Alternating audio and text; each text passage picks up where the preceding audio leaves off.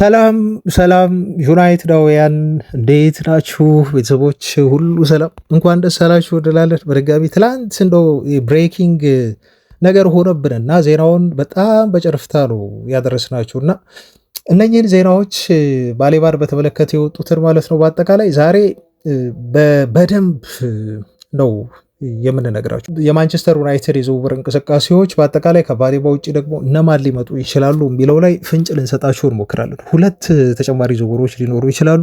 በባሌባ ዝውውር ላይ ግን አሁንም ቢሆን መጠናቀቅ ያሉባቸው ነገሮች አሉ። ምክንያቱም ሁለቱ ክለቦች አሁንም ንግግር ላይ ናቸው እና ዋጋውን በተመለከተ ዝውውሩ በቀጣዮቹ 24 ሰዓት ወይም 48 ሰዓታት ውስጥ ይጠናቀቃል ተብሎ ይጠበቃል። ምክንያቱም ዘአትሌቲክ በዚህ ያህል ደረጃ ዘግበውት የከሸፈ ዝውውር የለም። ጊዜ ሊፈጅ ግን ይችላል።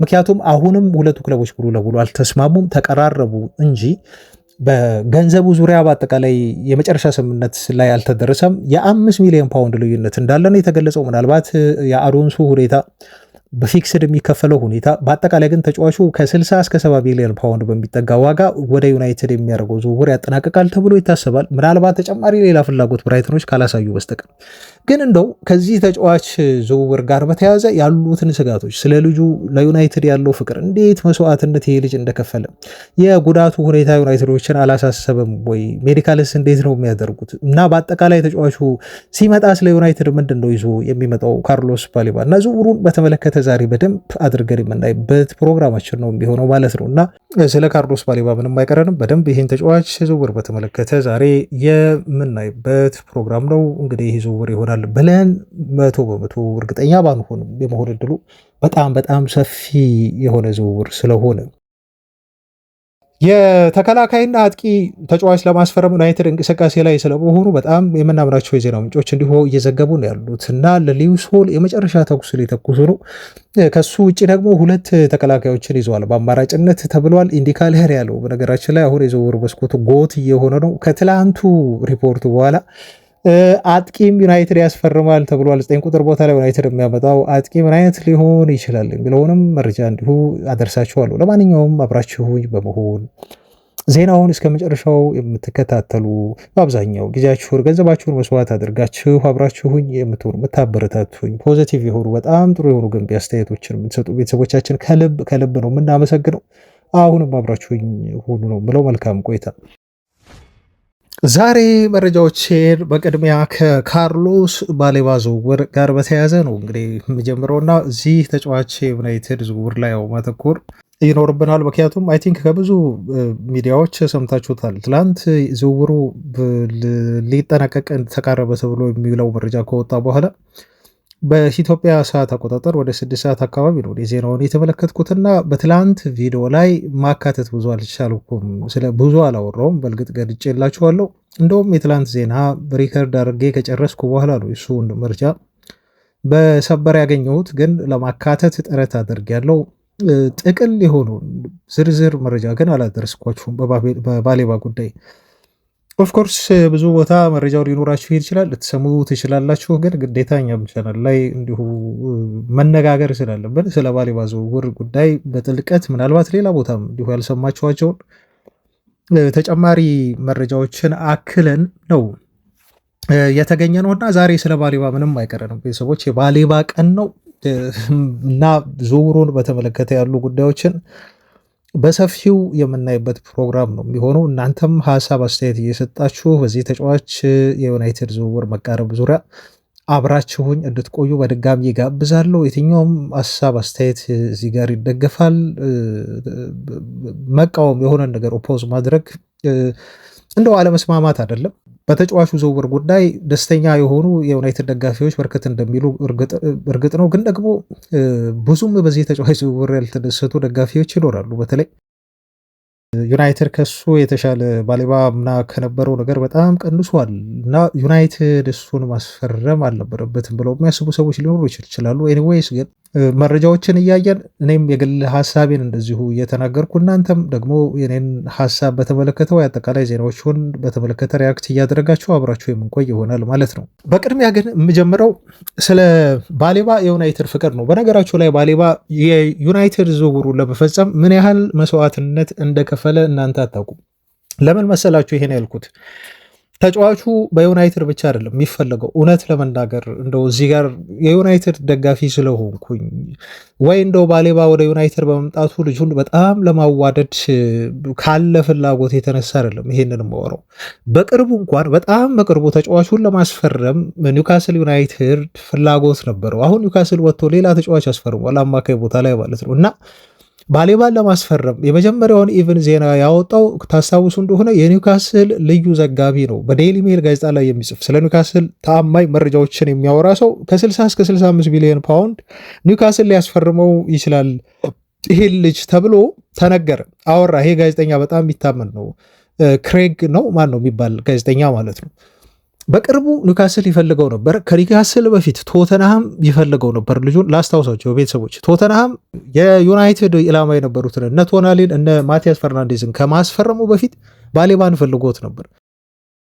ከዛ ቼልሲም ይፈልገው ነበረ። የሆነ ሰዓት ላይ ደግሞ ሊቨርፑልም ይፈልገው ነበር። ተጫዋቹን ያልፈለገውና እንደው ለዝውውሩ እንቅስቃሴ ያላደረገ ክለብ የሰማሁት ማንቸስተር ሲቲም ብቻ ነው። እነሱ ሞኒተር እንደሚያደርጉት እርግጠኛ ነበርኩ ግን ልጁ ይሄ ሁሉ ፍላጎት እያለ በዙሪያው ይሄ ሁሉ ፍላጎት እያለ አቋሟ አንድና አንድ ነበር። በተለይ ባለፈው ክረምት ላይ ከዩናይትድ ጋር ቅድመ ስምምነት ከተስማማ በኋላ ግን ለማንቸስተር ዩናይትድ ብቻ መጫወት ነው ልጁ የፈለገው። ፋብሪሶ ሮማኖ ትላንት ደግሞታል። አሁንም ይሄን ነገር ሲለው ነበር።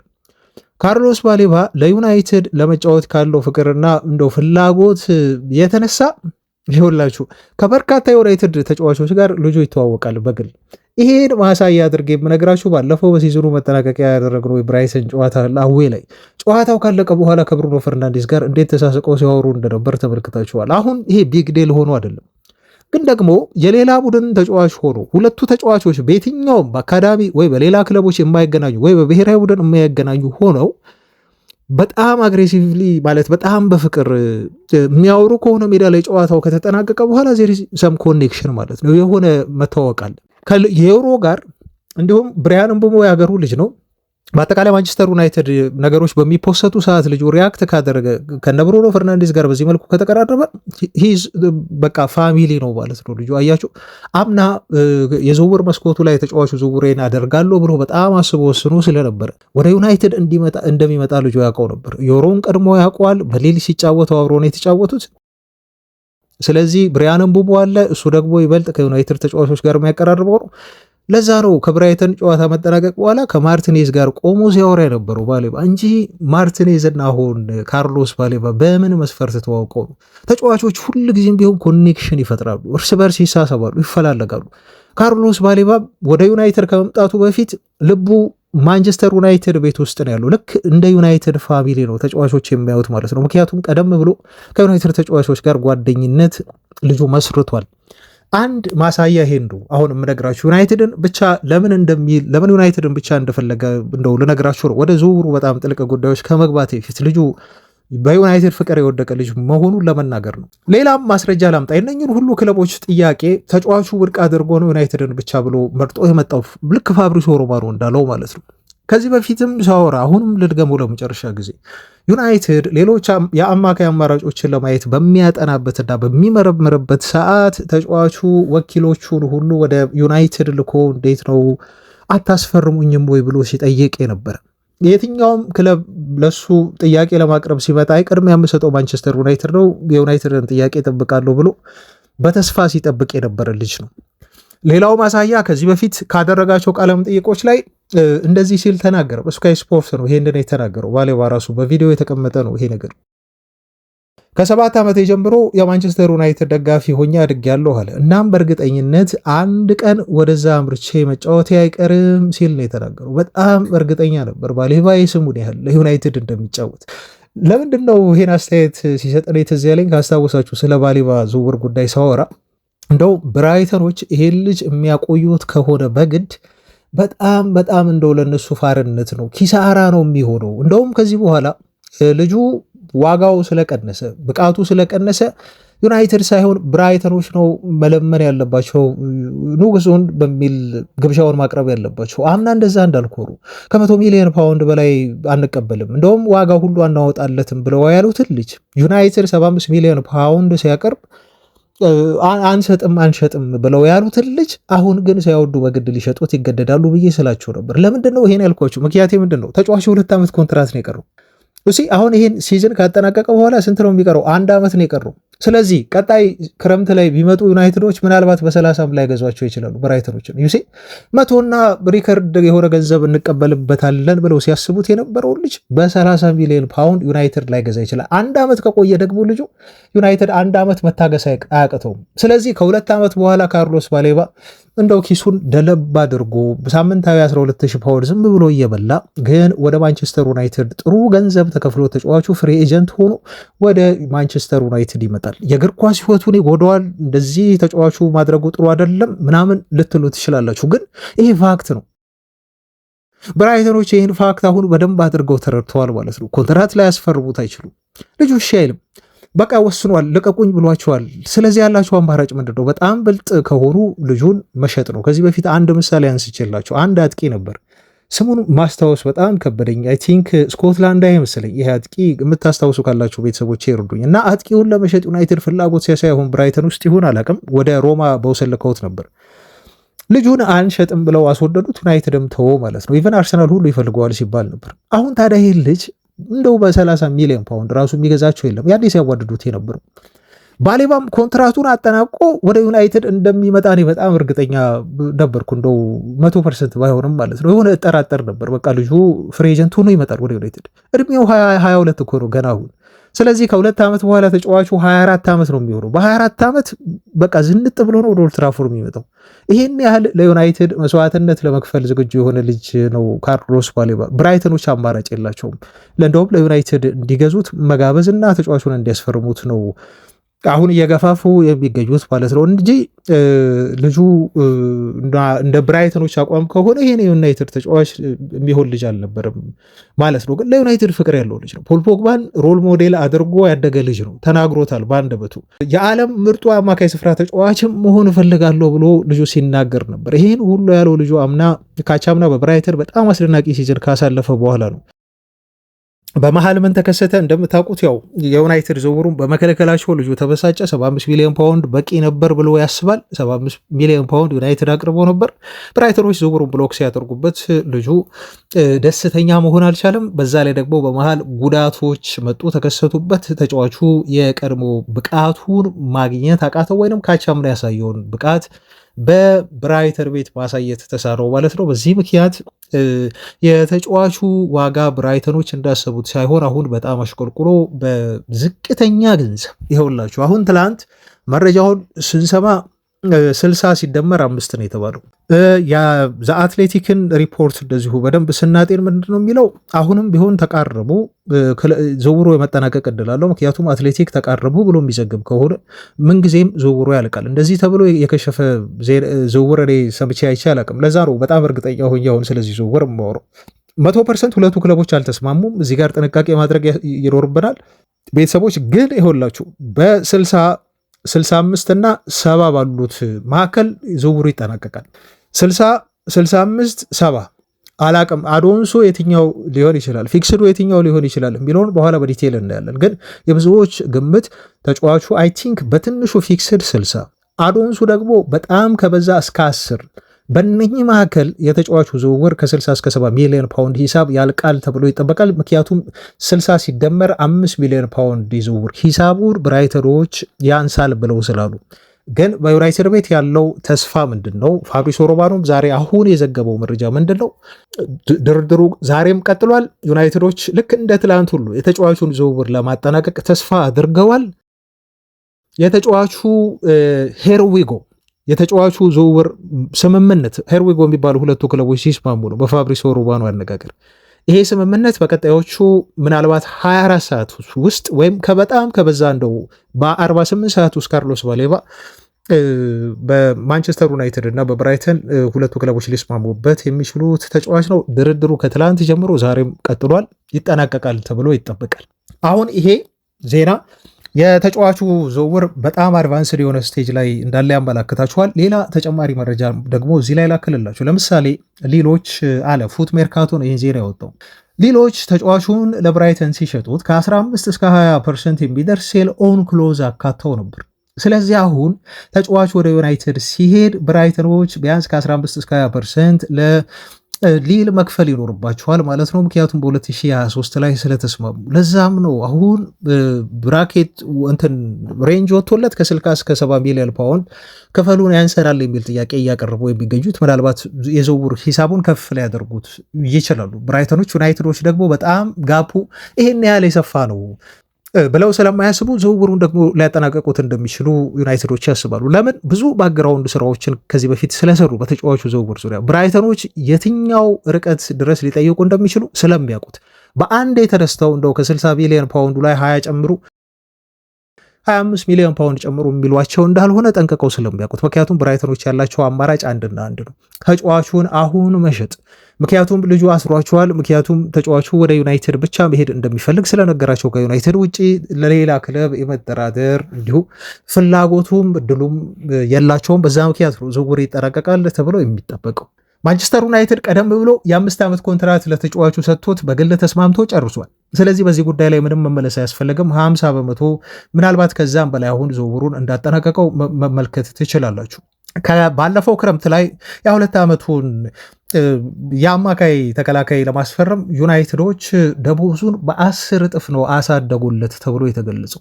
ይግረማችሁ፣ ይኸው ዩናይትድ አሁን ለተጫዋቹ የሚከፍለው ሳምንታዊ ደሞዝ የተጣራ የተባለው 75,000 ፓውንድ የተጣራ የተባለው ፊክስድ ደሞዙን ነው የምላችሁ። ከዛ ውጪ ግን በቦነስ በምናምን መልክ ደግሞ 25,000 ፓውንድ ዩናይትዶች ይጨምሩለታል። ስለዚህ በአጠቃላይ እስከ ቦነሱ እስከ 100,000 ፓውንድ በሳምንት ካርሎስ ባሌባ ሊያገኝ ይችላል። ካርሎስ ባሌባ እስከ 100,000 ፓውንድ ሳምንታዊ ደሞዝ በዩናይትድ ቤት ቦነሱን ጨምሮ ነው። ግን 5 ሲደመር 1 ደግሞ ኮንትራቱ ነው። በብራይተን አሁን ሲያገኘ የነበረው ደሞዝ ግን ደጋግሜ ከዚህ በፊት ብየዋለው 12,500 ፓውንድ ነው በሳምንት የሚያገኘው። ልብ በሉ ዩናይትድ 10 እጥፍ ነው ያደረገለት ደሞዙን ማለት ነው። ይሄ ልጅ በችግር ያደገ ልጅ ነው። ይኸውላችሁ ተጫዋቹ ለምንድን ነው አምና እንደው ብቃቱ የወረደው እና አሁንስ ወደ ዩናይትድ ሲመጣ አያሰጋም ወይ ብለው አንዳንድ ሰዎች ይጠይቃሉ። መጠየቃቸው በጣም አግባብ የሆነ ነገር ነው። ግን ደግሞ ልጁ ህልሙ ማንቸስተር ዩናይትድ መጫወት ስለሆነ ከህልም በላይ ደግሞ እንግዲህ ምንም ነገር ከህልም አይበልጥም። ከህልም በላይ ደግሞ ዩናይትድ ደግሞ ጥሩ የሆነ ደሞዝም ሰጥቶ ነው እሱን የሚያስፈርመው ማለት ነው። እዚህ ከ12,000 ፓውንድ ደሞዝ ወደ 100,000 ፓውንድ ደሞዝ ቦነስን ጨምሮ መሸጋገር ማለት ለካርሎስ ባሌባ ምን ማለት እንደሆነ ከሱና እንደው አንድ አፍሪካዊ ከሆነ ሰው እንደው በደንብ የሚረዳው ነገር ነው ማለት ነው። ሌላ ምናልባት አውሮፓዊ ሆድ በቅንጦት ያደገ ሊሆን ይችላል ብላ ብላ ምናምን ነገር። ከአፍሪካ የሚመጣ ተጫዋች ግን በሳምንት 12,000 ፓውንድ እየተከፈለው እንደው እየተጫወተ ያለ ተጫዋች ያውም ህልሙ ይሄው ነው፣ ማንቸስተር ዩናይትድ ለመጫወት እድል ቀርቦለት በዛ ላይ ደሞዙን በ10 እጥፍ አሳድጎ የሚወስደው ክለብ እንዲሁ አግኝቶ ይሄ ልጅ ታዲያ እንዴት ነው አቋሙ የማይወርደው? አፍሪካዊ እኮ ነው። ሌላ ዜጋ ቢሆን በጣም የሰለጠነ ወይ ከስዊድን እንደው ብዙ ምቾት ያለባቸውና በጥሩ እንክብካቤ ያደጉ ሀገራት ተጫዋቾች አሉ አይደል ብዙ ቦታ ላይ። ግን ወይራስ እዚህ አፍሪካ ጋር ስትመጡ ግን ይሄ አይሰራም። ያ ተጫዋች እንደው ሊገላችሁ እንዳሰበ ነው አርጋችሁ ነው የምትቆጥሩት። ትልቅ ኦፖርቹኒቲ ነው ይሄ ክለብ የሚያስፈልጣችሁ። ስለዚህ አይምሯችሁም ትክክል አይሆንም። በባሌባም ላይ የተፈጠረው ይሄ ነው። ይሄ በድህነት ያደገ ልጅ ከካሜሮን አንድ መንደር የተገኘ ልጅ ስንት መርዳት የሚችለው እና የሚያገዛቸው ቤተሰቦች ያሉት ልጅ በዛ ላይ ደግሞ ከ7 ዓመቱ ጀምሮ ለማንቸስተር ዩናይትድ ለመጫወት ሲያለም የቆየ ልጅ ያደገ ልጅ በዛ ድህነት ያደገ ልጅ እንዴት ነው ታዲያ ይሄን ኦፖርቹኒቲ ብራይተኖች ሊያስመልጡ የሚችሉት? ያውም ለዩናይትድ 75 ሚሊዮን ፓውንድ አቅርቡ። ካርሎስ ባሌባ አይምሮ እንዴት ነው የማይቀየረው ታዲያ? ቤተሰቦቻችን ሊቀየር ይችላል። በጣም ነው የሚቀየረው። ምክንያቱም እሱ አፍሪካዊ ነው፣ በድህነት ያደገ ልጅ ነው እና በዚህ ምክንያት ካርሎስ ባሌባ የዩናይትድን ዝውውር ምን ያህል በፍቅር እንደወደደው ዝውውሩን ህልሙን እየኖረ እንደሆነ የሚገባውንና ተጫዋቹ የሚፈልገውን ደሞዝ እያገኘ ሊጫወትለት የሚመጣ ልጅ ነው ማለት ነው። በዛ ምክንያት ነው እኔ ከሁሉም ነገር በላይ በካርሎስ ባሌባ ዝውውር ደስተኛ የሆንኩት። የዩናይትድ የአማካይ ክፍል አሁን ሙሉ ለሙሉ ተፈቷል ብዬ እያልኳቸው አይደለም። ችግሩ ምናልባት ካርሎስ ባሌባ አሁን መጥቶ በዩናይትድ ቤት ተጽዕኖ ይፈጥራል፣ ለውጥ ያመጣል ብዬም ልላችሁ አልደፍርም። ይሄን የመናገር መብትም የለኝም ድፍረቱም የለኝም። ቤተሰቦች ግን ብሩኖ ጊማሬሽ ልበሉት በ29 ዓመቱ ለአርሰናል ሲፈርም 75 ሚሊዮን ፓውንድ ወጥቶበታል። ደሞዙ 250,000 ፓውንድ ነው። ይሄ ተጫዋች ከ3 ዓመት በኋላ እንደሚቀንስ የታወቀ ነው ከእድሜው ጋር በተያያዘ። ማቲያስ ፈርናንዴዝ በእርግጥ እድሜው ገና ነው፣ ግን 89 ሚሊዮን ፓውንድ ነው የተባለው። ወጥቶበት 250 ሺህ ፓውንድ ነው በሳምንት የሚከፈለው በቶተናም። አንደርሰን በሲቲ ቤት 116 ወጥቶበት ግን በሳምንት 300 ሺህ ፓውንድ ነው ደሞዝ የሚቀበለው። እሺ 3 ባለሙያዎችን ዩናይትድ የሚያጫውትበት እና የሚከፍልበትን ደሞዝ ነው ብቻውን አንደርሰን እያገኘ የሚገኘው በሲቲ ቤት። በዋዲ አሁን ሊፈርም ነው የተባለው ሲቲ ማለት ነው 100 ሚሊዮን ፓውንድ እና ከዛ በላይ ነው የተጠየቀበት በዋዲ። ባሌባ 22 ዓመቱ ነው። በዛ ላይ የሚወጣበት ወይ 65 ወይ 70 ሚሊዮን ፓውንድ ነው። በሳምንት 85 ሺህ ቦነሱን ሳይጨምር ደሞዝ እያገኘ ነው የሚመጣው ወደ ዩናይትድ። ታዲያ ይህ ልጅ በዚህ ሂደት ስካይ ስፖርት እንዳለው እንደው ሪስኩን ወስዳችሁ ራሱ ብታመጡት ምንድን ነው ክፋቱ? ዩናይትድ አሁን ስማቸው ከተጠቀሱ ተጫዋቾች ለምሳሌ ቶናሊን ዘነጋውት 100 ሚሊዮን ፓውንድ የሚወጣበት ተጫዋች ነው። በእርግጥ ቶናሊ እድሜው ገና 25 ነው። አይ ፕሪፈር እውነት ለመናገር ቤተሰቦች ቶናሊ ቢመጣ ይበልጥ እንትን እላለሁ እኔ ሁለቱንም ቢያመጧቸው ደስተኛ ነኝ። ይበልጥ ደግሞ ቶናሊ ቢመጣ ለዩናይትድ አማካይ ክፍል ያን ኢነርጂ ምናምን ይሰጣል ብዬ ነው በግሌ የማስበው። ግን 100 ሚሊዮን ፓውንድ ወጥቶበታል። በሳምንት ደግሞ 250 ሺህ ፓውንድ ነው የሚያገኘው ይሄ ልጅ በቶተናም ቤት። አያችሁ የኢኔዞች አሁን አካሄድ በጣም ግልጽ ነው። ልጁ ታለንት አለው። በዛ ላይ ደግሞ የሚያስወጣቸውን ወጪ እነሱ ሌሎች ክለቦች ከሚያስወጧቸው ለዝውውር ወጪ 2 እጥፍ ነው የሚያስወጧቸው፣ ያነሰ ነው በግማሽ። በዛ ላይ ደሞዙ ደግሞ አሁን ዩናይትድ ተጨማሪ ሌሎች 2 ካርሎስ ባሌባዎችን ሁሉ አምጥቶ መክፈል የሚችልበትን ደሞዝ ነው ለካርሎስ ባሌባ እኮ ከፍለው ልጁን ያስፈርሙት። ስለዚህ ይህን ሪስክ ቢወስዱ ባሌባን ቢያመጡ እኔ ብዙ አይገርመኝም፣ ልደሰትበት ብቻ ነው የሚችለው ማለት ነው ይህን ዝውውር በተመለከተ። እና በጣም ኢኮኖሚካል የሆነ የልጁም ፖቴንሻል ከግንዛቤ ውስጥ ያስገባ ደሞዙንም በዛ ላይ ደግሞ ትልቅ የዝውውር ስትራቴጂ ብለው የያዙት አንድ ነገር አለ። ከዚህ በፊት ደጋግበው ነግሮታል፣ አሳውቀውናል።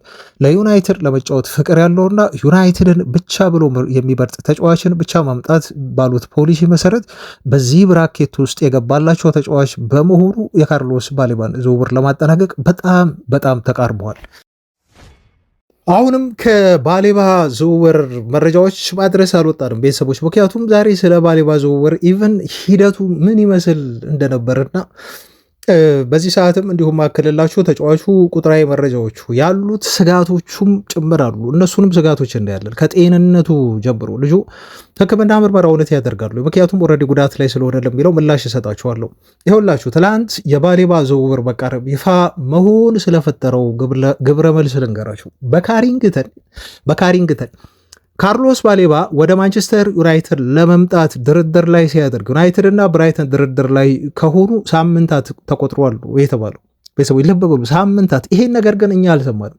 እኛ ብቻ አይደለንም ቤተሰቦች፣ አይግረማችሁ። እዛው ካሪንግተን ቁጭ ብለው የዩናይትድ ስታፍ አባላት በካሪንግተን ተቀጥረው የሚሰሩ እኮ ነው የምላችሁ።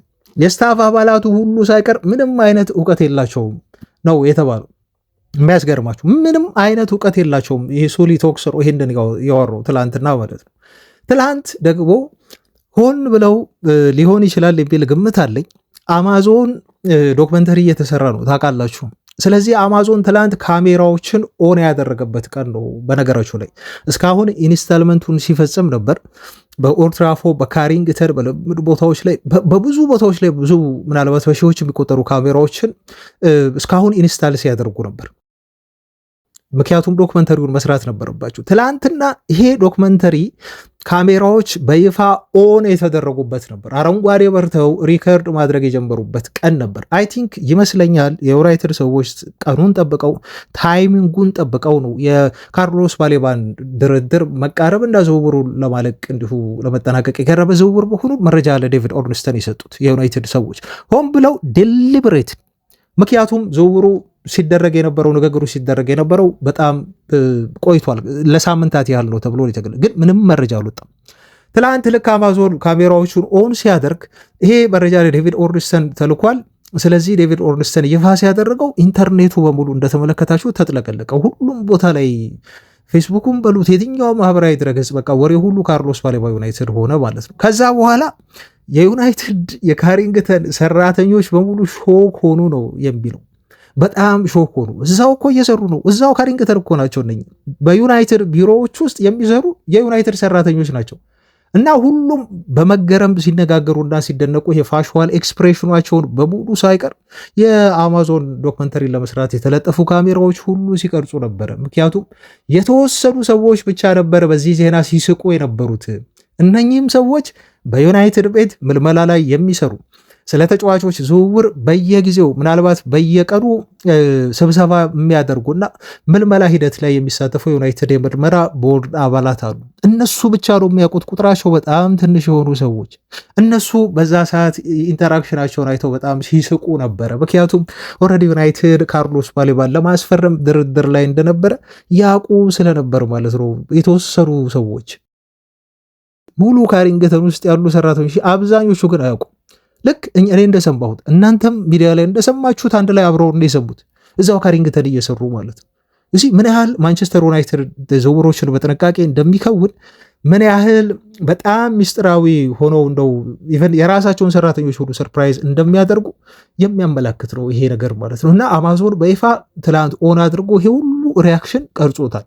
ስለዚህ በአማዞን ኢፕሶር ላይ ምናልባት የምታዩት የመጀመሪያው እንደው ለማየት በጣም የጓጓሁለት ቪዲዮ ነው እና የመጀመሪያው ሪያክሽን ምናልባት የባሌባ ዝውውር ይፋ ሲሆን እንዴት ነበረ ሁኔታው ምን ይመስል ነበር የሚለውን እንደው በጣም ድራማዊ ተደርጎ ድራማታይዝ ተደርጎ እንደው ሲቀርብ ለማየት በጣም አጓጊ ነው የሚሆነው። ይሄ መረጃ ወጥቷል ላድረሳችሁ በሚል ነው። እዚህ ተጫዋች ዝውውር ላይ ካርሎስ የባሌባን ዝውውር በማጠናቀቅ ክሪስቶፈር ቪቨል የተወጣዩት ሚና ቀላል አይደለም። ስለዚህ ክሪስቶፈር ቪቨልን ማድነቅ በጣም ያስፈልጋል። ለምሳሌ ታይለር አዳምስ ወደ ዩናይትድ እንዲመጣ ጄሰን ዊልኮክስ ነበሩ ከፍተኛ የሆነ ፍላጎት የነበራቸው ተብሎ ተገልጿል። የዩናይትዱ ዶፍ ማለት ነው ዳይሬክተር ኦፍ ፉትቦል። ቪቨል ግን ካርሎስ ባሌባ ላይ እምነት ስለነበረው ባሌባ ዝውውር እንዲከወን ፖቴንሻሉን አይቶ ስለነበር ፑሽ አድርጎ በዚህ ተጫዋች ዝውውር አሸናፊ ሆኖ የወጣውና የሱም ድምፅ የተሰማበት ዝውውር ነው የካርሎስ ባሌባ። ሲከታተለው የቆየ ሰው ነው ክሪስቶፈር ቪቨል። እሱም ብቻ አይደለም፣ ምናልባት የባሌባ ዝውውር ይሳካል ተብሎ ይጠበቃል። የዚህን ተጫዋች ዝውውር ካሳካ ቪቨል ምናልባት ዩናይትድ ያመጣውን እሱን ወደ ዩናይትድ እንዲመጣ ያደረገበትን ትልቅ ማሳያ የሆኑ ተጫዋቾችን እያዘዋወረ ነው ለዩናይትድ የሚገኙ ትልልቅ ታለንት ያላቸውን። በ18 ሚሊዮን ፓውንድ ላሚንስን ስናመጣ በቪቨል ጥቆማ ነው። አሁንም የምገልጽላቸው ተጫዋቾች በሙሉ ዶርጉ በ25 ሚሊዮን ፓውንድ፣ ቲልማንስን በ35፣ ሳንቶስን በ48፣ ባሌባን ከሆነ ይሆናል ተብሎ ይጠበቃል ከ60 እስከ 70፣ ኩኛን በ62፣ በዛ ላይ ብሪያን ምቡሞን በ65 እና ቤንጃሚን ሼሽኮ በ66 ሚሊዮን ፓውንድ የመጡት ለዋናው ቲሙ በክሪስቶፈር ቪቨል ጥቆማ ነው። አትርሱ። በዛ ላይ ታለንት ያላቸውን ተጫዋቾች የምናይ ከሆነ ደግሞ ለወደፊት ተብለው ለምሳሌ ኦቢ በነፃ ነው የመጣው። ካና ባይክ የተባለው ተጫዋች አሁን በነፃ ነው ይህም ተጫዋች የመጣው አጥቂው ታዳጊ ማለት ነው። ሄቨን በ1 ሚሊዮን ፓውንድ፣ ኮኔ በ1 ሚሊዮን ፓውንድ የተዛወረ ተጫዋች ነው። ይህም ማኑ ኮኔን አይደለም ቤተሰቦች፣ ማን ነው ጠፋብኝ፣ የዩናይትድ ያ ማሊያዊው ማለት ነው ታዳጊው አሁን ላውሳኔ ተሰጥቷል ለስዊዘርላንዱ ክለብ ማለት ነው። በ1 ሚሊዮን ፓውንድ ኦሮስኮ የተባለው ባለፈው የዩናይትድ አንደር 21 ጨዋታ ሲያደርግ 1 ጎል ሁሉ አስቆጥሯል። በመጀመሪያው ጨዋታ አዲሱ ካዜዶ ተብሎ የሚጠራ ታለንት ያለው ልጅ ነው ኦሮስኮ ማለት ነው። ከ4 ሚሊዮን ፓውንድ በሚጠጋ ገንዘብ ደግሞ የቶተናሙ አስደናቂ የክንፍ መስመር ተጫዋች ግራ ላይ የሚጫወተውን ታይናን የተባለውን ተጫዋች ቶምሰን የተባለውን ልጅ ያመጣ ሰው ነው ማለት ነው ክሪስቶፈር ቪቨል። ስለዚህ ይሁላችሁ በዩናይትድ ግንባታ ላይ እንደው ይህን ሰው ኤሲ ሚላን ይፈልገዋል ተብሏል። ባየር ሙኒክ ሁሉ የሆነ ዳይሬክተር ኦፍ ፉትቦል ሊተካበት ይፈልገዋል ተብሏል። እንደው በጣም ትልቁ ጦትም የሆነው ዩናይትድ ቪቨልን የሚያጣ ከሆነ ነው። በጣም ጥሩ ተጫዋቾችን እየመለመለ ዩናይትድን እንደ ትልቅ ተሰጥኦ ያለው ስብስብ ሊያደርገውና ምናልባት ዩናይትድ በቀጣዮቹ ዓመታት የእንግሊዝ ፕሪሚየር ሊግ ዋንጫ ማንሳት የሚያስችል እምቅ የሆነ ፖቴንሻል ያለው ቡድን እንዲፈጠር እያደረገ ያለ ሰው ነው ቪቨል። እሱን በዚህ ተጫዋች ዝውውር ላይ ማመስገን አለብን። ስለ ጉዳቱ ደግሞ መረጃውን እንመልከት። ይሄ ተጫዋች ጉዳት ላይ ያለ እንዴት ነው ታዲያ አሁን የሕክምና ምርመራ የሚያደርገው? ምክንያቱም ኦልሬዲ ጉዳት ላይ እንዳለ ሰምተናል እና አሁን ዝውውሩ እንዴት ሊሳካ ይችላል ብላችሁ ለምትጠይቁ ብዙ ጥያቄ ያላችሁ ሰዎች ያላችሁ፣ እዚህ ላይ ጉዳቱ ይሄን ያህል ከባድ አይደለም። ስለዚህ የካርሎስ ባሌባ ዝውውር አሁን ወደ ዩናይትድ እንዲመጣ እና ተጫዋቹ ዝውውሩን እንዲያጠናቀቀ ዩናይትድ ሰዎች የተስማሙት ጉዳቱን አይተው ተመልክተው ምናልባት በብራይተን ፈቃድ ሕክምናው ታይቶ የተጫዋቹ የሕክምና ውጤት ታይቶ ብዙ ይሄን ያህል ለጉዳቱ እንደው ዘላቂነት ያለው ጉዳት ነው ብለው ስላላመኑበትና በጣም ከባድ ጉዳት ስላልሆነ እስከ ጉዳቱ እናስፈርመው ብለው ነው የወሰኑበት። ይሄን ነው። ምክንያቱም ልክ ጉዳቱ እንደደረሰበት ዩናይትዶች ቼክ ማድረግ ፈለጉ። ቼክ አደረጉ። የጉዳቱን አይነት አዩ። ተጫዋቹ እንደውም እስከ መቼ ድረስ መሰላችሁ? ከ2 እስከ 3 ሳምንት ነው ከሜዳ ይርቃል የተባለው። ስለዚህ ልብ በሉ አሁን ኦገስት ላይ ነው ያለነው። ኦገስትን ሙሉ አይመለስም ልጁ። ኢቨን ኦገስት አይደለም ሴፕቴምበር ላይ ሁሉ አይመለስም። በሴፕቴምበር መጨረሻ ላይ ነው ለዩናይትድ የሚመለሰው። እስከ ጉዳቱ ነው ካርሎስ ባሌባ ዩናይትድ ሰዎች አምነው ያስፈርሙት እስከ ጉዳቱ ድረስ። ምን ያህል የክለቡ የስካውቲንግ ዲፓርትመንት በሱ ላይ እምነት እንዳለው የሚያሳያቸው ነው። ይሄ ካርሎስ ባሌባ ቢጎዳም ችግር የለውም ብለው ያመጡት። ምክንያቱም ኦልሬዲ ተጫዋቹ ጥሩ የሆነ ፖቴንሻል ስላለው እና ጉዳቱ የሚያሰጋ ስላልሆነ ማለት ነው። ይሄ ነው ያለው ትልቁ መረጃ ማለት ነው። ቁጥራዊ መረጃዎቹን ደግሞ እንመልከት። አሁን የካርሎስ ባሌባን ብቃት በተመለከተ እዚህ ጋር የሆኑ ቁጥራዊ መረጃዎችን እየጠቀስን እንደው ስለ ተጫዋቹ ጥርጣሬ ያላችሁ ቤተሰቦቻችን አላችሁ፣ ምላሽ እንዲሆናችሁ የሆነ ነገር ከመወሰናችሁ በፊት እንድታቁ በሚል ነው። ይሄንም ባበጠው ልብ በሉ። አሁን ካርሎስ ባሌባን በሁለት እንከፍለዋለን። የ2024-25 ካርሎስ ባሌባ እና የ2025-26 ካርሎስ ባሌባ ጥያቄ የለውም። የ2024 እና 25 ካርሎስ ባሌባ ካሴዶን ያስረሳ። ካሴዶ ከተሸጠ በኋላ ምናልባት ብራይተኖች ከሱ በላይ ገንዘብ እናገኝበታለን ብለው ተስፋ ያደረጉበትን እና ዩናይትድም እንደው ዋጋ ሁሉ የለውም አይተመንለትም የተባለበትን ብቃት ያሳየበት ሲዝን ነው ባሌባ። በዛ ዓመት ላይ ካርሎስ ባሌባ 30 ታክሎችን በመውረድ 30 እና ከዛ በላይ ታክሎችን በመውረድ እንዲሁም ኢንተርሴፕሽኖችን በማድረግ 30 እና ከዛ በላይ ክሊራንሶችን 30 እና ከዛ በላይ በማድረግ ሰክሰስፉል የሆኑ ቴክስ ኦኖችን 30 እና ከዛ በላይ በማድረግ ኤሪያል ዱወሎችን 30 እና ከዛ በላይ በማድረግ በእነኚህ 5 ሜትሪክሶች ካርሎስ ባሌባ በአውሮፓ እሱን የሚያክል አማካይ የለም። መቼ? በ2024-25 ሲዝን ላይ። እነኚህ ሜትሪክሶች ደግሞ ዩናይትድ ትልቅ ክፍተት አለበት ተብሎ የሚታሰብበት ሜትሪክስ ነው። ስለዚህ 2024-25 ባሌባ ከ2025 6 ጋር በጣም ፍጹም የተለያየ ነው። የ2025-26 ባሌባስ ቁጥራዊ መረጃ ምንድን ነው ብላችሁ ካላችሁ ቤተሰቦች እኔ ብዙ ማውራት ባይጠበቅብን ምናልባት እዚህ ስለሱ ባወራሁበት በሰራሁት ቪዲዮ ላይ አስቀምጥላችኋለሁ። ስታቱን ግራፉን አስቀምጥላችኋለሁ። አብዛኛው ግራፉ ላይ የተቀመጡ ስታቶች የባሌባን የአምና ብቃት የሚያሳዩ ናቸው። ልጁ በጣም ነው የወረደው። ለምን ብትሉ 23 ጨዋታ ብቻ ነው የጀመረው። ከ23ቱ በ5 ወር በ3 ጨዋታ ላይ ተቀይሮ ከረፍት በፊት ሁሉ እንዲወጣ ተደርጓል ማለት ነው። 31 ጨዋታ ነው ያደረገው። ከ31 23ቱን ቋሚ ሆኖ ጀመረ። የቀሩትን ጨዋታዎች ደግሞ ተጫዋቹ ተቀይሮ ነው የገባው። አንደኛ የመጫወት ደቂቃ ብዙ አላገኘም። ወይ ተቀይሮ ይወጣል ወይ ደግሞ ተቀይሮ ነው የገባው። 90 ደቂቃ የጨረሰው ለ3 ያህል ጨዋታዎች ብቻ ነው። ተጫዋቹ ጉዳትም መጠነኛ ነበረበት። ፕላስ ከሁሉም በላይ ደግሞ አለመረጋጋት፣ የዩናይትድ ዝውውሩ ባለመሳካቱ በብራይተን ሰዎች ላይ እንደው ቅያማ የመያዝ አይነት ሙድ ውስጥ ነበር። ለምንድን ነው ይሄ የሆነው? ምክንያቱም ባሌባ ህልሙ የሆነው ለማንቸስተር ዩናይትድ የመጫወትን ሂደት ብራይተኖች ስላልፈቀዱና ስላከሸፉበት ልጁ በአይምሮ ዝግጁ አልነበር። የዛን ሲዝን ዝግጁ አልነበር። ሆም ብሎ ዴሊብሬትሊ ተጫዋቹ ዋጋው እንዲቀንስ ብራይተኖች በዚህ ተጫዋች ተስፋ እንዲቆርጡ ልክ ከዚህ በፊት ካሴዶ ላይ እንዳደረጉት ወይም ሌሎች ተጫዋቾች ላይ እንዳደረጉት እንደ ሙጭጭ ግግም ብለው በዚህ ገንዘብ ካላመጣችሁ በስተቀር ተጫዋቾቹን አንሸጥም ብለው ቼልሲን 115 ሚሊዮን ፓውንድ ሂሳብ ለካሴዶ ዝውውር እንዲከፍሉ የማድረግ እቅድ ነበራቸው እነሱ። በባሌባም ይሄንን እንፈጽማለን፣ ባሌባ 1 ዓመት ከቆየልን ተጨማሪ ምርጥ ብቃቱን በሚያሳይበት ሲዝን ምናልባት 120-130 ሚሊዮን ፓውንድ ቢሆን አግኝተን የፕሪሚየር ሊጉን ሪከርድ የሆነ የዝውውር ገንዘብ ክፍያ እናገኝበታለን ብለው አስበው ነበር። ግን ባሌባ ገገመ። ቤተሰቦች አይጣሉ። እንደዚህ አይነት ተጫዋች ሲኖራችሁ በጣም አይጣሉ። ምንም ማድረግ አትችሉም። ባሌባ በጣም ተቀየማቸው። ስለዚህ ከልቡ አይደለም ነበር ልጁ የሚጫወተው። ይሄን የብራይተን አሰልጣኝ ሁሉ ሳይቀሩ በወቅቱ ምናልባት የዩናይትድ ዝውውሩ አፌክት አድርጎታል። ይሄን መካድ አልችልም ብለው እንዲህ እስኪያምኑና እስኪናገሩ ድረስ በቃ ይሄ ዝውውር ለሱ ማለት ህይወት ማለት ነው። ህልሙን የሚኖርበት ነው። የቤተሰቦቹን ህይወት የሚቀየርበት ዝውውር ነው። አፍሪካዊ ነው። በዛ ላይ ሄዳ አትዘንኩ። ታውቁታላችሁ ስሜቱ ምን ማለት እንደሆነ። በዚህ ያህል ገንዘብ መዘወር ማለት ለባሌባ ያውም ህልሙን እየኖረ ዩናይትድን ማሊያ ለብሶ እየተጫወተ። ስለዚህ ባሌባ ብራይተኖችን ጉድ ሰራቸው። ከዚህ በላይ ተጫዋችን ካቆየ ነው ይቀንስብናል ዋጋው ብለው ነው ልጁን ለመሸጥ የበቁት ማለት ነው። እና አሁን እዚህ ጋር ይኸውላችሁ ሁለት ጥያቄ ይነሳል። አንደኛ ባሌባ ይህንን ማድረጉ ትክክል ነው ወይስ ትክክል አይደለም? እሱን እንግዲህ እኔ እናንተ ፍረዱ።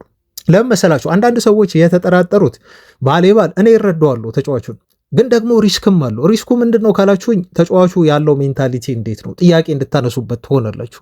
ሁለተኛ በእልህ ተጫዋቹ ደግሞ ይሆንላችሁ ብዙ በፍላጎት ተጫውቶ ይበልጥ ቢንቀሳቀስ ይበልጥ ደግሞ ብራይተኖች ይበልጥ ገገማ እየሆኑ ነው የሚመጡት። ምክንያቱም ብቃቱን ይበልጥ ከፍ ካደረገ በእልህ በፍላጎት የሚጫወት ከሆነ ልጁን አይለቁትም።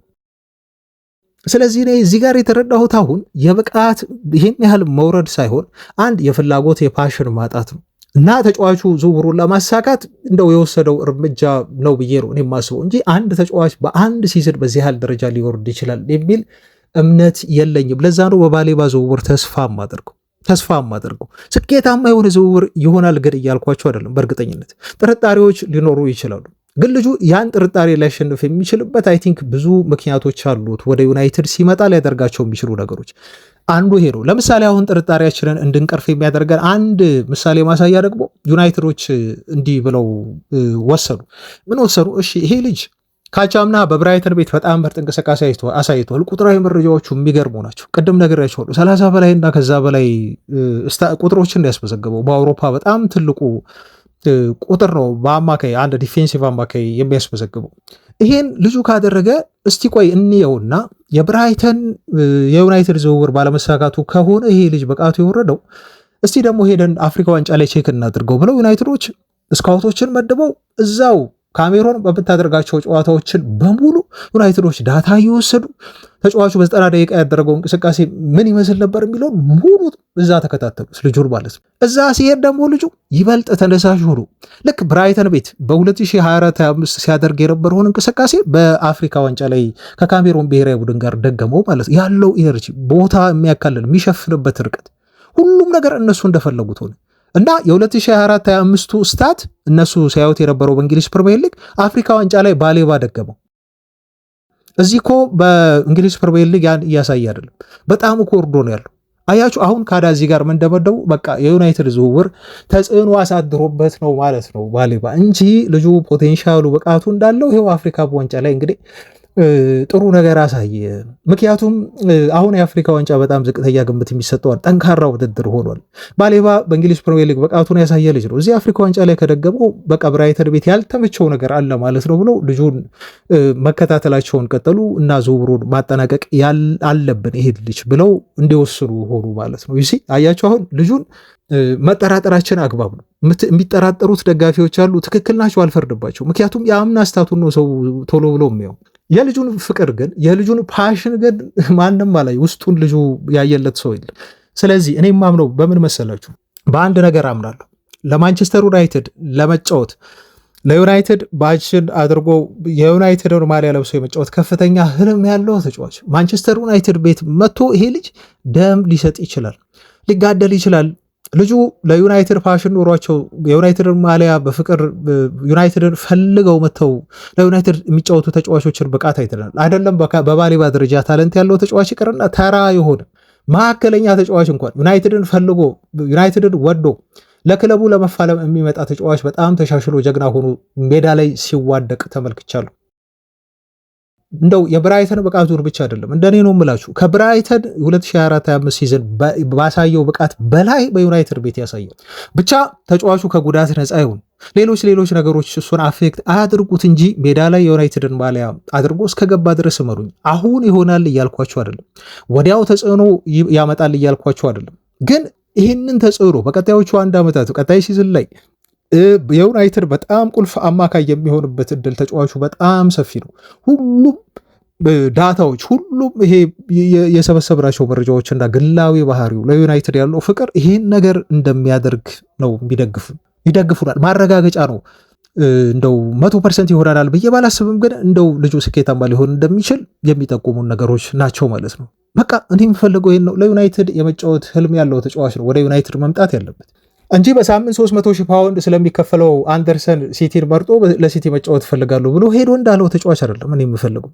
በ85ም ይሁን ምናልባት በ50ም ይሁን ዩናይትድን ማሊያ ለብሼ መጫወት እፈልጋለሁ ብሎ የሚመጣ ተጫዋች ከ300,000 ፓውንድ በሳምንት ለማግኘት እንደው ከሚመጣ ተጫዋች ለኔ ይሻላል በጣም። እና ይሄ ተጫዋች ተስፋ አለው እንደው ደስ የሚል እና በትከስሩም በቃ እንደው ልክሰር ብላችሁ የምታመጡት አይነት ተጫዋች ነው። ኢኔሶች ይህንን ቁማር ነው የተጫወቱት፣ ይህንን ሪስክ ነው የወሰዱት ባሌባን ለማምጣት። የዚህ ተጫዋች የዩናይትድ ዝውውር በጣም በጣም ጠቃሚ ነው ብዬ እኔ በግሌ ወስደዋለሁ። ምክንያቱም ምንም ካለማስፈረም ካርሎስ ባሌባን ማስፈረም በብዙ እጥፍ የተሻለ ነው፣ በብዙ እጥፍ የተሻለ ነው። ካርሎስ ባሌባ ዩናይትድ የጎደለው አይነት ፕሮፋይል ያለው የአማካይ ስፍራ ተጫዋች ነው፣ ምንም ጥያቄ የለውም። ዩናይትድ አማካይ ቦታ ላይ የጎደለው ነገር አለ። ዩናይትድ ይህን የአማካይ ቦታ የጎደለውን ነገር ለማሟላት እንደ ካርሎስ ባሌባ ያለ ፕሮፋይል ያለው የአማካይ ስፍራ ተጫዋች ዩናይትድ ይፈልግ ነበር። ይህንን ተጫዋች ነው ዩናይትድ ያገኘው ማለት ነው። ቅድም ብለናቸዋል። ተጫዋቹ በኢንተርሴፕሽን በዱወል ላይ ጥሩ የሆኑ ስታቶች አሉት። ዩናይትድ በ6 ቁጥር ቦታ ላይ ኳስ መንጠቅ የሚችል በተለይ ደግሞ አግሬሲቭ የሆነ በተለይ ደግሞ ሙሉ ሜዳ ማካለል የሚችል ወርክ ሬቱ በጣም ጥሩ የሆነ አማካይ ስፍራ ተጫዋች ያስፈልገው ነበር። ያለ ድካም መሮጥ የሚችል ጉልበታማ የሆነ መንጠቅ የሚችል ለተከላካይ መስመሩ ሽፋን መስጠት የሚችል ይኸው ልንገራችሁ። ሌላ የዛ አትሌቲኮ ዴቪድ ኦርንስተን እንደተናገረው ከሆነ ኢቨን የግራ መስመሩን ሁሉ ከቨር ማድረግ የሚችል ተጫዋች ነው። ለምን? ካርሎስ ባሌባ ግራኝ ነው። አያችሁ። ስለዚህ ዩናይትድ ምን ብሎ ነው ያሰበው መሰላችሁ? ይሄ ልጅ አማካይ ክፍሉን ብቻ አይደለም የሚይዝልን፣ ዲፌንሲቭ ስራው ብቻ አይደለም፣ ሜዳ ማካለሉ ብቻ አይደለም፣ ተጫዋቹ ግራ መስመሩንም ብዙ እንዳይጋለጥ ሊያደርገው ይችላል። ዩናይትድ ተጫዋች ያስፈርማል። እርግጥ ነው ግራ ቦታ ላይ ታውቃላችሁ። ይሄን ቀጣይ መረጃ ማድረሳችሁ ይሆናል ከዚህ በኋላ። ግን ደግሞ ባሌባ የሚፈርም ከሆነ አያችሁ፣ የግራ መስመር ማንም ተጫዋች ይምጣ፣ ግን ደግሞ ካርሎስ ባሌባ ግራኝ በመሆኑ እዛ ቦታ ላይ ኢቨን ያን ቦታ ከቨር ማድረግ ይችላል። አስፈላጊ ከሆነ የግራም ተከላካይ አድርገው ዩናይትዶች ሊጠቀሙት ይችላሉ ነው። የባሌባን ጉዳይ መመለሳችን ስለማይቀር እንደው ያው ሰሞኑ አጀንዳችንም የሆነው ባሌባ ነው። ዝውውሩ እስኪጠናቀቅ ድረስ በየትኛውም ሰዓት ያልቃል ብለን አሁን እንጠብቃለን። ምናልባት ይህን ዜና እየሰማችሁ ባለበት ሰዓት ራሱ ዝውውሩ ሄር ዊጎ ሊባል ይችላል። ይህ ይሆናል ተብሎ የሚጠበቅ ከፍተኛ ሃይ ፕሮባቢሊቲ ያለው ዝውውር ነው። በነገራችን ላይ ጥንቃቄ ማድረግ ያስፈልጋል። ዝውውሩ አላለቀም፣ እስካላለቀ ድረስ አለቀ ተብሎ አይወራም። ግን ደግሞ ዘአትሌቲክ ነው የዘገበውና ይሄን ያህል በሁለቱ ክለቦች መካከል የጎላ ልዩነት እንዲሁ የለውም እና ዝውውሩ በየትኛውም ሰዓት ላይ ያልቅና ሄር ዊጎ ሊባል የሚችል ዝውውር ነው ብሎ ማሰብ ነው ማለት ነው በእኛ በኩል የሚጠበቀው። ይሄን ስሜት ነው ለእናንተ ያጋራ ነው። መሆኑ አይቀርም። መቼ ይሆናል አናቅም። ምናልባት 24 ሰዓት ሊፈጅ ይችላል ወይ 48 ሰዓታት ሊፈጅ ይችላል። ስለዚህ የሰሞኑ አጀንዳችን የሚሆነው የዚህን ተጫዋች ዝውውር በተመለከተ እየተከታተልን ዜና ማድረስ ነው የሚሆነው እና ደግሞ ብዙ የምናወራበት ጉዳይ አለ። ለምሳሌ ዩናይትድ አማካይ ክፍል አሁን የታጨቀ ይሆናል። የታጨቀ ስል ይሄን ያህል ሞልቶ የተትረፈረፈ ማለት አይደለም። ግን አሁን ማይክል ካሪክ ጥሩ የሆነ አማራጭ አለው ማለት ነው።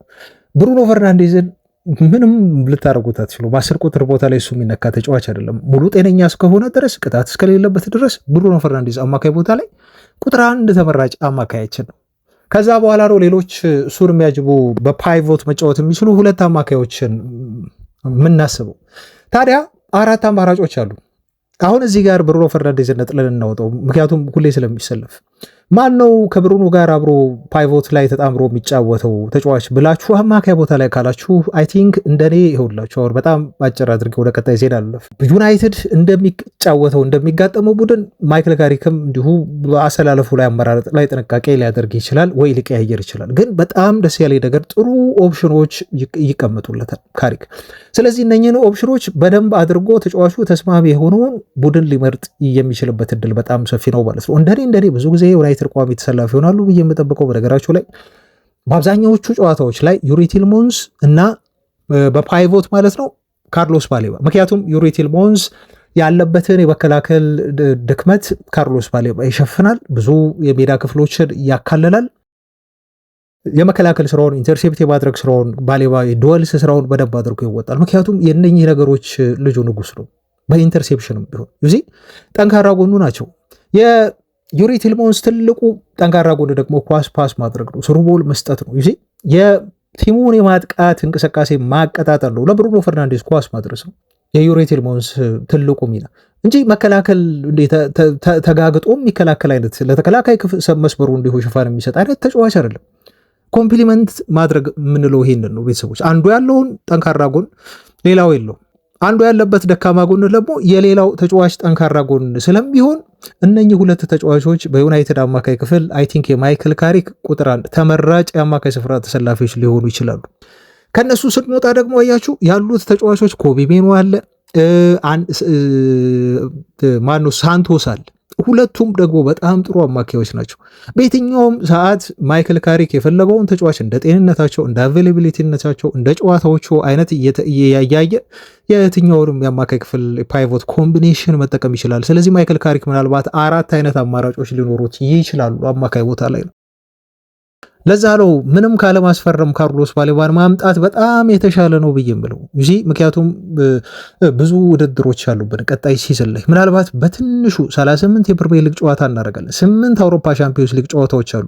በድምሩ 46 ጨዋታ እናደርጋለን። 2 ጨዋታ የተረጋገጠ ደግመዋለን ከ46ቱ አንዱ የኤፍኤ ካፕ ነው፣ አንዱ የካራባኦ ካፕ። ከወደቅን ነው የምላችሁ እሱንም 48 የተረጋገጡ ጨዋታዎች ዩናይትድ ያደርጋል ቀጣይ ሲዝን ላይ። በካራባኦ ካፕ ቀጣይ ዙር ምናልፍ ከሆነ በኤፍኤ ካፕ በሻምፒዮንስ ሊግ ወደ ቀጣይ ዙር ስናልፍ ደግሞ ምናልባት ዩናይትድ አሁን በእርግጠኝነት ከ50 በላይ ጨዋታዎች ሊያደርግ ይችላል ቀጣይ ሲዝን ላይ ማለት ነው። አምና ያደረገው ስንት ነው? 40 ጨዋታ ብቻ። ዘንድሮስ 50 ጨዋታ። እንደኔ 50 ጨዋታ በትንሹ ዩናይትድ ያደርጋል። ከ50 በላይ ጨዋታዎች ነው የሚኖሩብን። ከሄድን ከገፋን ከዛም በላይ እስከ 60 ሊደርስ ይችላል። እንደው በጣም ጥሩ ሲዝን የምናሳልፍ ከሆነ አያችሁ። ታዲያ ለዩናይትድ አማካይ ክፍል ይሄ ተጫዋች መምጣት ምን ያህል ወሳኝ ነው? ስኳድ ጥልቀት በጣም አስፈላጊ ነው። እናንተ የማይክል ካሪክ ቁጥር 1 አሰላለፍ ውስጥ የሚካተቱ በፓይቮት ነው ያልኳችሁ። ብሩኖ ፈርናንዴዝን አውጡትና እነማን ቢሆኑ ቢሰለፉ የተሻለ ነው ጥሩ ነው ብላችሁ ታስባላችሁ? እናንተ ደግሞ በኮሜንት ሀሳባችሁን አስፍሩልኝ። እኔ ዩሪ ቲልማንስና ባሌባ ከዛ በኋላ ደግሞ እየተቀየሩ እድል ያገኛሉ። በደንብ ነው የሚያገኙት። ሳንቶስም እድል ያገኛል። ኮቢ ሜኖም በደንብ ነው እድል የሚያገኘው። ምክንያቱም እነኚህ ሁለት ተጫዋቾች አንዱ ከእድሜ አንጻር አንዱ ደግሞ ሙሉ ፊትነስ ካለማግኘት አንጻር 99 ደቂቃ ይጫወቱ ግልጽ ነው። እና ኢኮኖሚካል ሆኖ ካሪክ በደንብ 4ቱንም ተጫዋቾች አጣጥሞ ይጠቀምባቸዋል የሚል እምነት ነው ያለኝ። እናንተ ምርጫችሁ የሆነውን አሰላለፍ ኮሜንት ላይ አስፍሩልኝ። ለካርሎስ ባሌባ ዝውውር ስለዚህ ተጫዋች ጉዳይ ደግሞ ነገ እንቀጥላለን። ብዙ ማውራት ይችላሉ ዛሬም እውነት ለመናገር ግን ደግሞ እዚህ ላይ ቃል እንዳትሰለችው በሚል ወደ ቀጣይ የዝውውር ዜናዎቼ ደግሞ ልለፍ። ቤተሰቦቼ ትላንት ይኸውላችሁ የካርሎስ ባሌባ ዝውውር ዜና በብሬኪንግ ከወጣ በኋላ የዝውውር ንጉስ የሆነ አንድ ሰው አለ። ይሄን ሰው እኔ በጣም ትላንት ያስገረመኝ ነገር ምን መሰላችሁ? ስለ ኢንዲካሊያ እያወራዋችሁ እንደውም ይሄን ሰውዬ አንዳንድ ቦታ ላይ በጣም ሳተብኝ እና ተጠንቀቁት። አሁን ይሄን ሰው ብዙ ማመን እንደው እየከበደኝ መጥቷል እና በጣም ታማኝ የሆነ የዜና ምንጭ አድርጋችሁ አሁን እንደሌላው ጊዜ እናንተ ባትወስዱ ደስ ይለኛል።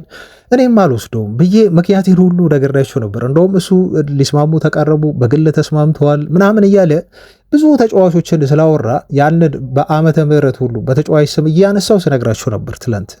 ከዛስ ምንድን ነው ያልኳችሁ ቤተሰቦች ካስታወሳችሁ፣ በካርሎስ ባሌባ ጉዳይ ግን ይህን ሰው አምነዋለው። ተጫዋቹ ወደ ዩናይትድ እንደሚመጣ ድርድር ሊያደርጉ ለንደን ከባሌባ ወኪሎች ጋር ዩናይትድ ሰዎች እንደሆኑ ሲያወራ ስነግራችሁ፣ በባሌባ ጉዳይ ግን ስለማምነው ነው ይህን ዜና የነገርኳችሁ ብዬ ስላችሁ ነበር።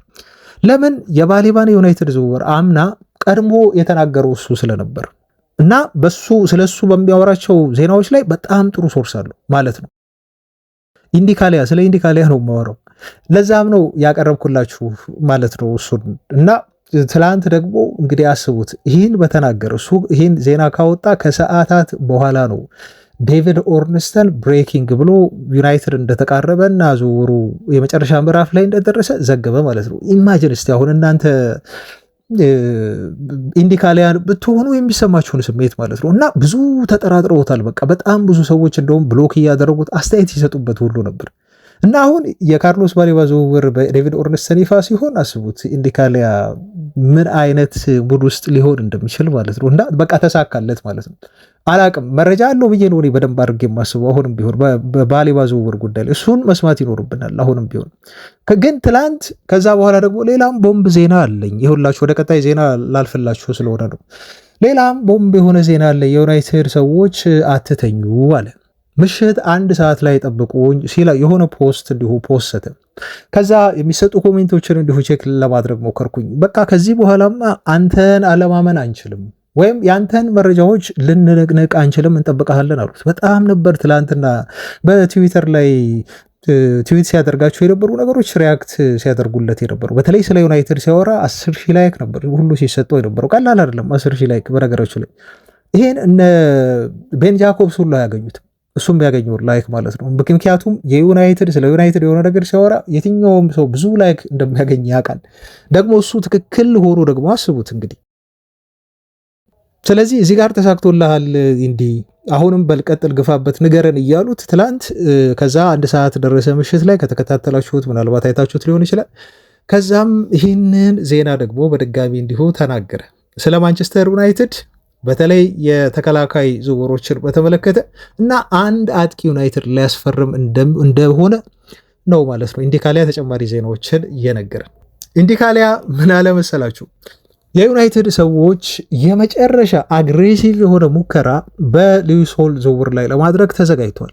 የመጨረሻ አግሬሲቭ የሆነ ሙከራ ተጫዋቹም ኒውካስል ዩናይትዶች እንዲለቁት የልቀቁኝ ደብዳቤ ሁሉ እስከ ማስገባት ሊደርስ ይችላል። በከፍተኛ ፕሬሸር ነው ኒውካስሎች ለዩናይትድ እንዲሸጡት ልጁ ጫና እያሳደረ የሚገኘው። ልጁ ብቻ አይደለም፣ አሁን ዩናይትድም አግሬሲቭሊ ለመግባትና ይህን ተጫዋች የመጨረሻ ሙከራ ለማድረግ ዝውውሩን በተመለከተ ጥረት እያደረገ ነው ብሎ ተናገረ ማለት ነው ኢንዲካል። ስለዚህ ሉዊስ ሆል ዝውውር አሁንም ቢሆን አስቸጋሪ ነው። ይሆናል ብላችሁ የምትደመድቡት አይነት ዝውውር አይደለም እሱ እንደተናገረው ከሆነ። ምክንያቱም በኒውካስል በኩል ተጫዋቹን የመሸጥ የመልቀቅ ፍላጎት ይሄን ያህል የለም። ግን የመጨረሻ ጥረት አንድ ይደረጋል። በዩናይትድ ይሄ የተወሰነበት ውሳኔ ነው በቦርድ ደረጃ ማለት ነው። እና ምን ሊሆን እንደሚችል በኋላ ላይ ውጤቱን እንግዲህ እናያለን ቤተሰቦች፣ እሱም ያሳውቀናል ብዬ ተስፋ አድርጋለሁ። የሆነ ነገር እንሰማለን በሉዊስ ሆል ዝውውር ዙሪያ ማለት ነው። እሺ ሉዊስ ሆል ካልሆነስ? የሉዊስ ሆል ዝውውር ካልሆነ ደግሞ አለ ካልሆነ ኦልሬዲ ዩናይትዶች የስፔኑን ተጫዋች ማለት ነው ስፔናዊ 19 ዓመት ሳሊናስ ብሎ የሚጠራውን ተጫዋች ዝውውር ለማጠናቀቅ ሁሉንም ነገር ባክግራውንድ ስራ ሰርተው ጨርሰዋል ነው ያለው። ስለዚህ ምንም የሚያሳስብ ነገር የለም። እሱም አይመጣ ከሆነ ሉዊስ ሆል ቢያንስ በሱ ቦታ ላይ ከቨር ሊሆን የሚችል ሌላ ተጫዋች ያመጣሉ፣ ያስፈርማሉ። ለዛም እንደው አጠናቀዋል ነው እሱም ቢለው አጠናቀዋል። የባክግራውንድ ስራዎች መስራት ያለባቸውን ነገሮች በሙሉ ሰርተው ዩናይትዶች ቁጭ ብለዋል። ግን አይቆይ አንድ ጊዜ ለሉዊስ ሆል እንሞክር፣ ሉዊስ ሆልን ለመጨረሻ ጥረት እናድርግ፣ አግሬሲቭሊ ፑሽ እናድርግ ብለው ግን ቅድሚያ ሰጥተው ለሱ እየሰሩ ነው። በቃ ይሄ ነው ያለው ትልቁ ዜና ማለት ነው። ሌላም ደግሞ ልጨምርላቸው የፋብሪሶ ሮማኖ አሁን ኢንዲካሊያን ይህን ካያቸው የፋብሪሶ ሮማኖ ደግሞ ምን አለ? ማንቸስተር ዩናይትድ አሁኑም ቢሆን የዝውውር መስኮቱ ላይ እንቅስቃሴያቸው ስራቸው አላለቅም፣ ኦቨር አልሆነም ገና ነው አለ ፋብሪሶ።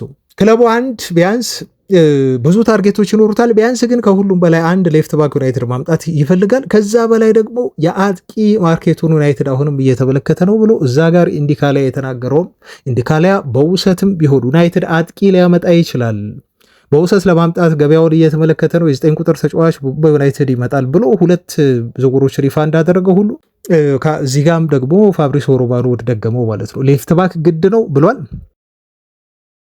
የአጥቂ ማርኬቱንም ዩናይትዶች እየተመለከቱ ነው ብሏል። ኢንዲካሊያ የተለየ ነገር ያለው ምንድነው? በውሰትም ቢሆን አጥቂ ዩናይትዶች ሊያመጡ ይችላሉ ብሎ እሱ በዚህ መልኩ ስፔሲፊካሊ ገልጾታል ማለት ነው። በዛ ላይ ሱሊ ቶክስ የተባለው እየሰማው ያለሁት ነገር ዩናይትድ ከካርሎስ ባሌባ ዝውውር መጠናቀቅ በኋላ አሁንም ሌፍት ባክ ለማምጣት ወደ ገበያው ይወጣሉ ሲባል እንደው ዝም ብለው ተነስቶ ይወጣሉ አይደል?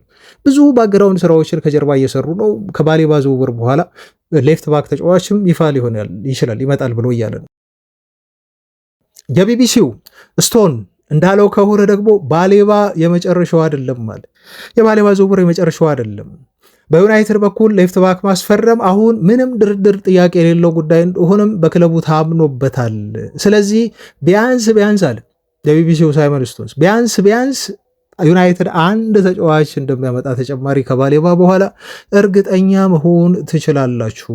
በተለይ ሌፍት ባክ በዩናይትድ ቀጣዩ ፈራሚ ይሆናል ብሎ የቢቢሲውም ጋዜጠኛ በጣም የታመነው በዚህ መልኩ ዘገብ። 3 ተአማኝ ጋዜጠኞች ያሉትን ነው አሁን የነገርኳችሁ። ስለዚህ ሱሊቶክስ ደግሞ በኋላ ቆየት ብሎ ምን አለ? ጆርጅ ሳሊናስ የተባለውን ስፔናዊ ተጫዋች ለማስፈረም ዩናይትዶች ወኪሎቹን አግኝተዋል። በባለፉት ጥቂት ሰዓታት የተረዳሁት ነው። በተለይ ዩናይትድ ዳታ ቲም ዲፓርትመንቱ የዳታ ላይ የሚሰሩ ሰዎች በጣም ፖቴንሻሉን ያደንቃሉ። ሴንተር ባክ ሆኖ መጫወት ይችላል፣ ሌፍት ባክም ሆኖ መጫወት ይችላል ይሄ ልጅ። ከሱ ውጪ ዩናይትድ ሊመለከት የሚችለው ምናልባት ድንገት ሊያመጣውና ሰርፕራይዝ ሊያደርገን የሚችለው ደግሞ ራሆም ነው፣ ዴቪድ ራሆም። ይህንንም ሊስት ላይ ያለ ነው፣ ተከታተሉት። መጀመሪያ ላይ ሉዊስ ሆል አለ፣ ከሉዊስ ሆል በታች ደግሞ ማን አለ? ሳሊናስ አለ፣ ከሳሊናስ በታች ደግሞ ዴቪድ ራውም አለ ማለት ነው። እነኚህ ዝውውሮች በፍጥነት ሊያልቁ ይችላሉ። ሁለቱም ውል ማፍረሻ ሂሳብ አላቸው። አንደኛው ወደ 16 ሚሊዮን ዩሮ ነው ውል ማፍረሻ ሂሳብ ስፔናዊ ሳሊናስ። ዴቪድ ራውም ወደ 35 ሚሊዮን ዩሮ ውል ማፍረሻ ሂሳብ አሉ። ምንም የሚያጨቃጭቃ በ24 ሰዓት ውስጥ ሊያልቁ የሚችሉ ዝውውሮች ናቸው። የማ ካልሆነ የሉዊስ ሆል ዝውውር ካልሆነ እዚህ ላይ ያስምሩበት። አሁን ይሄን ካልኳችሁ በተከላካይ ያመጣሉ ካልኳችሁ ደግሞ አጥቂም ሊጨምሩ ይችላሉ። እዚህ ጋር 2 ተጫዋቾች ለዩናይትድ ፈርመው የዝውውር መስኮቱ ሊጠናቀቅ ይችላል ከባሌባ ዝውውር መጠናቀቅ በኋላ ማለት ነው። ሰዎች ይሄ ነው ያለው። በጣም ከምናምናቸው የዜና ምንጮች እየሰማሁ ያለሁት ያገኘሁት መረጃ ይሄ ነው። ሩመሮች አይደለም አሁን የነገርኳችሁ ወሬዎች ትክክለኛ የተጨበጡ ዩናይትድ ሊያስፈርማቸው የሚችሏቸውና እንቅስቃሴ ላይ ያሉባቸው ተጫዋቾች ናቸው። ስለዚህ በዚህ መልኩ የዝውውር መስኮቱ ሊጠናቀቅ ይችላል። 3 ተጨማሪ ተጫዋቾችን አስፈርመን ባሌባ ከተካተተ እና እሱ ዝውውር የሚያልቅ ከሆነ ማለት ነው። እና ይህንን ይመስላል ለዛሬ ያስኩላችሁ ዜና። አይ ቲንክ ቤተሰቦቻችን ከዚህ በፊት በጣም ያን ሁሉ ወራት ሲያዝጉን ነበር። ኦፍኮርስ ዩናይትድ በደበቅ ነው ስራዎችን እየሰራ ያለው፣ ግን አሁን እንቅስቃሴ ውስጥ መግባታቸው እንደው ዘግይተው መሆኑ ቢያናድድም፣ ምክንያቱም ቀደም ብሎ ይሄን የሚያደርጉ ከሆነ ቀደም ብሎ ቢያመጡ እኮ አሪፍ ነበር። ባሌባ እኮ ይሄኔ ወደ ዩናይትድ ቀርቦ ቢመጣ ኖሮ ላይጎዳ እኮ ይችላል። ከብራይተን ጋር ነው አይደል ተጎዳ የተባለው። ምናልባት ወይ ተጫዋቹ እንደው ዝውውሩን ስለሚፈልግ አውቆ ራሱን ጎድቶ ይሆን አላውቅም። ብቻ ግን ይሄ ተጫዋች ቢመጣ ኖሮ በዩናይትድ ቤት ውስጥ ቀደም ብሎ ጥሩ ነበር ለማለት ነው። ምክንያቱም ፕሪሲዝን ይሳተፋል ምናምን፣ ለዩናይትድ የመጀመሪያዎቹ ጨዋታዎች ላይ ይደርሳል። ሌሎቹም ተጫዋቾች ግን ዘግይተውም ቢሆን ይሄን መፈጸማቸው ካለመፈጸም ይሻላል። ይመጣሉ ብለን እናስባለን። አሁን የተባሉት ተጫዋቾች እና እዛ ቦታ ላይ ተጫዋቾች ይመጣሉ ብለን ስለምናስብ 9 ቁጥርም ሼሽኮ ያስፈልገዋል። እዛ ቦታ ላይ ተጫዋች ግድ ይለናል። ከእንደገና ደግሞ ሌፍት ባኩም መሸፈን አለበት። ይሄን አድርገው በተለይ 2 ቦታዎች ላይ ልክ በባሌባ ሌቭል ያሉ ጥሩ ተጫዋቾችን ካመጡልን በተስፋ ደግሞ ትላንት የፕሪሚየር ሊግ ግምቴን እንዲሁ ስናገር ነበር። አንዳንድ ቤተሰቦች ደስተኛ አይደላችሁ። የግል ሀሳብ ነው። ሀሳብ እኮ ምንጊዜም ቢሆን ቤተሰቦቻችን እንደው ሰው የመሆናችን እኮ መለያ እኮ ነው። ሰው መሆናችን ታዲያ ልዩነቱ ምንድን ነው? ተመሳሳይ ሀሳብ ብናስብ፣ ተመሳሳይ የሆነ አመለካከት ቢኖረን ላይፍ ምን ያህል ቦሪንግ እንደምትሆን ኢማጂን እስቲ ያስቡት። በጣም ቦሪንግ እኮ ነው የሚሆነው። ስለዚህ የሰው ልጅ ልክ እንደ መልኩ ሁሉ ሀሳብም ኦፒኒየን ላይ መለያየቱ በጣም ፖዘቲቭ የሆነ ነገር ነው፣ ጤናማ ነገር ነው። እኔ ስለ ዩናይትድ እንዲህ ነው ብዬ ካሰብኩኝ ዳትስ ኦኬ በቃ ይሄ እኮ ተፈጥሯዊ ነው። ምናልባት ሚካኤል አርቴታ የአርሰናሉ አሰልጣኝ ከየትኛውም የፕሪሚየር ሊግ አሰልጣኞች ቦታ እኔ ቅድሚያ የምሰጠው ጥሩ ብዬም ብለው ልምድ ያለው አሰልጣኝ ነው ከጋርዲዮላ መልቀቅ ከክሎፕ መልቀቅ በኋላ ብዬ የማስብ ከሆነ ይሄ የግል ሀሳቤ ነው፣ አመለካከቴ ነው። እናንተ ደግሞ እኮ አንዲ ራዮላ ልትሉ ትችላላችሁ፣ ወይ አሎንሶ ልትሉ ትችላላችሁ። ምንም ማለት አለም ዛትስ ኦኬ። ይሄ ማለት እኮ ዩናይትድን ማንቋሸሽ ወይ ዩናይትድን ማሳነስ አርሰናልን ከፍ ማድረግ እኮ አይደለም። ሀሳባችሁን ስትገልጹ ቤተሰቦቻችን በቃ ፖዘቲቭ በሆነ ብልኩ እንደኔ እንዲህ ቢሆን የተሻለ ነው፣ እንዲህ ቢሆን ጥሩ ነው። የኔ ሀሳብ ደግሞ እንደዚህ ነው። ዛትስ ኦኬ በቃ ፖዘቲቭሊ ፖላይትሊ ቤተሰቦቻችን በዚህ መልኩ ሀሳባችሁን አንሸራሽሩ፣ ኮሜንት ላይ ያስቀምጡ። መለከታችኋለሁ፣ ያያኋችሁ ነው የምትሰጡትን አስተያየት። ቤተሰቦቻችን ደስተኛ ናችሁ በብዛት ባሌባ በመምጣቱ ዜናዎችን እየተከታተልን በተለይ ሰበር በድንገት የሚወጣ መረጃም ካለን አደርሳችኋለሁ። አይ ፕሮሚስ ቃል ገባለሁ። ለዛሬ አብራችሁኝ ስለሆናችሁ ስለተከታተላችሁ ከልብ አመሰግናለሁ። እስከዛ ነገ እስክንገናኝ ወይ በብሬኪንግ የሚወጣ ነገር ካለም እስክንመጣ እስከዛ ሰላም ሁኑ ባይ